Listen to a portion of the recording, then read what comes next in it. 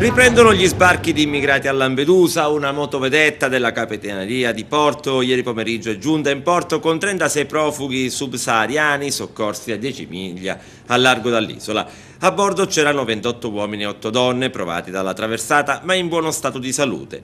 Per tutta la giornata di ieri le unità navali e aeree della Capitaneria di Porto e della Guardia di Finanza hanno scandagliato il canale di Sicilia in cerca di un barcone da cui è partita una richiesta di soccorso tramite un telefono satellitare. Le ricerche, che non hanno sortito l'esito sperato, sono state comunque sospese poi in serata.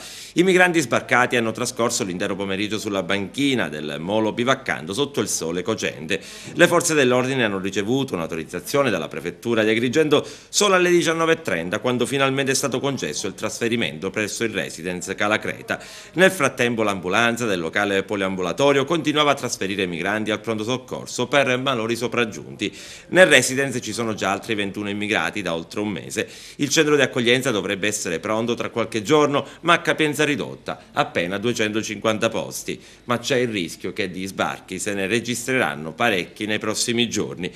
Quest'anno comunque qualcosa cambierà. L'aver riportato al centro del dibattito in Parlamento europeo la vicenda di Lampedusa è un fatto di enorme rilievo. Adesso tuttavia abbiamo chiesto alla Commissione di essere più coraggiosa rispetto al passato, più risorse nei confronti dei paesi sovraesposti, qualche rilievo in tale direzione vi è stato già col bilancio del 2012. Io sono relatore in Commissione Libertà e Giustizia del parere di bilancio del 2013, maggiori risorse per quanto riguarda gli accordi di riammissione, un'accelerazione forte nei negoziati con la Libia e soprattutto una grande cooperazione che protegga maggiormente i cittadini delle aree più sovraesposte, la Sicilia in particolare, Lampedusa e Pantelleria.